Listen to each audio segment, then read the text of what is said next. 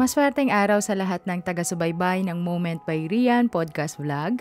Ang ating aralin ngayon ay part ng ating #bagserye ni Rian kung saan sosyal ang may alam. Yes naman mga frenny, ang purpose ng video ito ay para magkaroon kayo ng sapat na kaalaman patungkol sa mga bagay-bagay na dulot ng society, technology. In short, papasukin natin at aalamin natin ang luxury world under sa kategory ng ating bag serye. Siyempre, sasamahan natin ng pampaswerte gabay lalo na kung applicable sa ating topic. Remember mga frenny, not because hindi mo gusto o hindi mo afford bumili o magkaroon ng mga bagay-bagay na mamahalin doesn't mean na hindi mo kailangan malaman ang mga patungkol dito. That's a big no. Kaya karamihan sa atin madali lang mabudol o maloko kasi nga hindi sapat ang kaalaman lalo na sa mga mamahaling kagamitan. For example, inuto ka lang ng kapitbahay mo, binentahan ka ng LV, lumang Vogue, charot.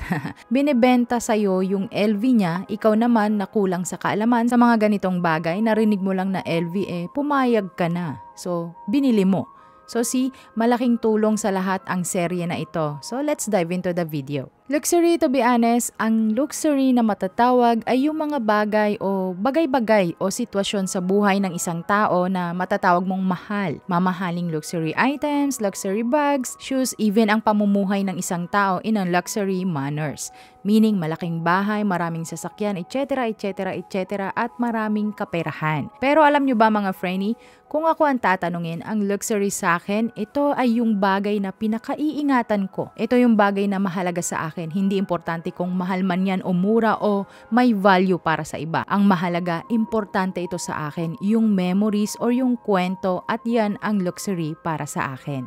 Pero dahil nga literal na luxury ang tinatalakay natin, ito ay ang mga pricey o mamahaling gamit ng isang tao. Pero alam nyo bang para sa iba, katulad din sila ng aking kahulugan sa luxury? Like for example, yung na-upload kong aralin about Charles and Keith. Remember that mga frenny? Binash yung isang babae kasi para sa kanya, luxury ang bag niyang Charles and Keith. Because pinaghirapan yun ng magulang niya para mabili yun. Pero dahil nga ang ilan ay makikitid ang utak at perfectionist, binash siya at kinorek dahil hindi naman talaga luxury ang Charles and Keith. Gaya ng nasabi ko, malaya tayong magbigay ng kahulugan ng luxury sa ating mga sarili. So going back sa ating topic, narito muna ang mga sikat na luxury items or brand at mga luxury brands na medyo iilan din ang nakakaalam. Number 1, Hermes.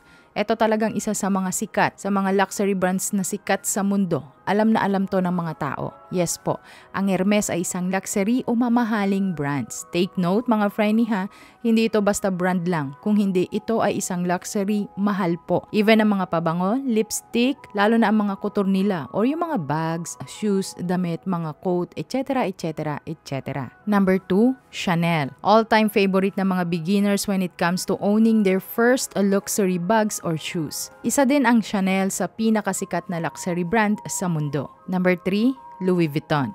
Yes naman, isa ang Louis Vuitton sa pinakasikat na luxury brand na maituturing. Actually, isa ito sa mga luxury brand na pinipili ng iba like me when it comes to style. At isa din ito sa mga paborito ko na luxury brand sa aking koleksyon. Number 4, Dior. Ito ang isa sa mga sikat na luxury brand sa mundo pag-usapang bag o mga slides or sandals. Kung minsan na ikukumpara ito sa Chanel. Pero for me, Dior is Dior and Chanel is Chanel. You know if you know, frenny. Ang apat na nabanggit ko ay siyang may pinakamaraming nakakakilala sa brand na mga yan. Narito naman ang ilan pa. Number 5, Prada. Number 6, Gucci. Number 7, Bulgari. Number 8, Versace. Number 9, Fendi. Number 10, Ferragamo. Number 11, Loewe. Number 12, Balenciaga. Number 13, Burberry. Number 14, YSL or Saint Laurent. Number 15, Bottega. Number 16, Givenchy. Number 17, Dolce & Gabbana. Number 18, Tiffany. Number 19, Swarovski. And 20, Cartier.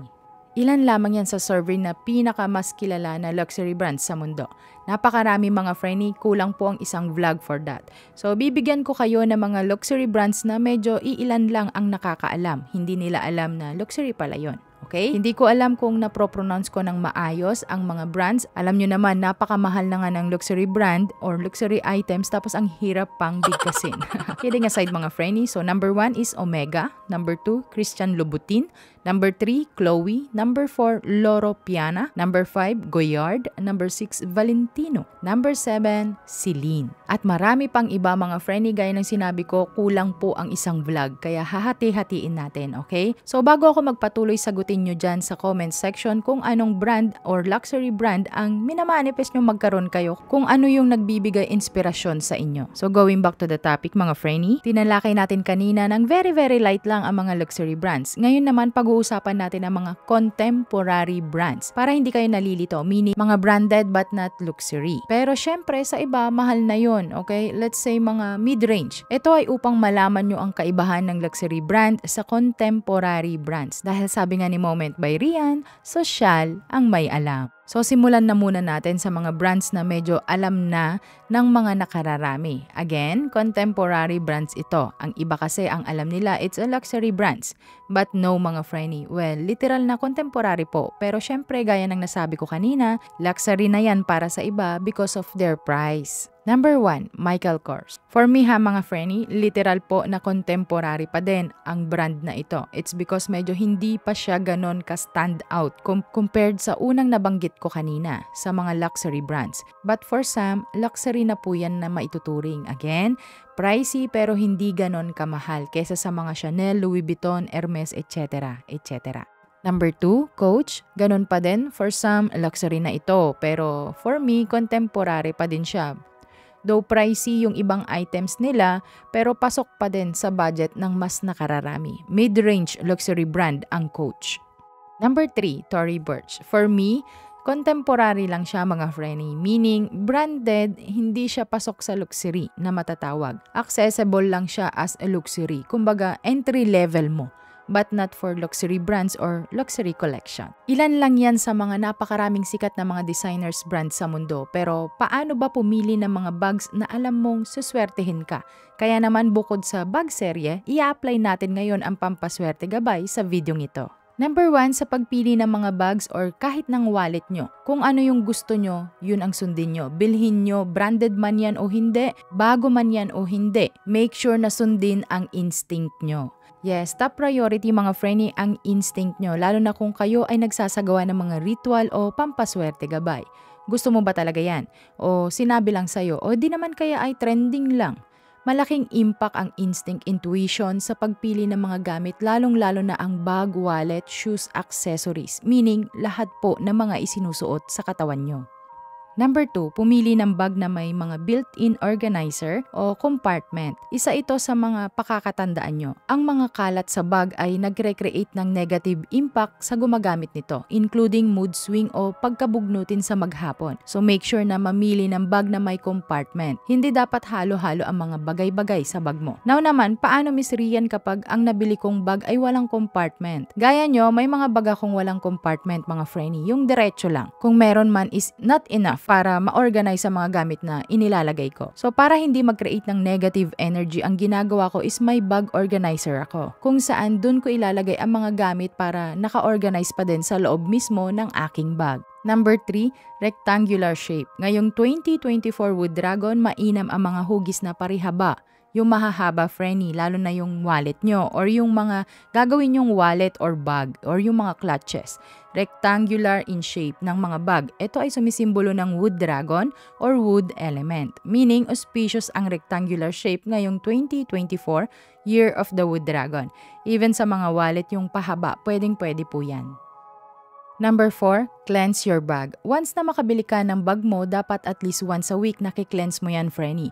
Why? It's because ang bag mo ang nag-hold ng kayamanan mo, ng pera mo. So make it clean or declutter from time to time. Insensuhan mo. Incense is the best way na gagamitin para sa mga bag. Number 5, pumili ng bag na naaayon sa style mo, sa gusto mo o sa kung ano ka.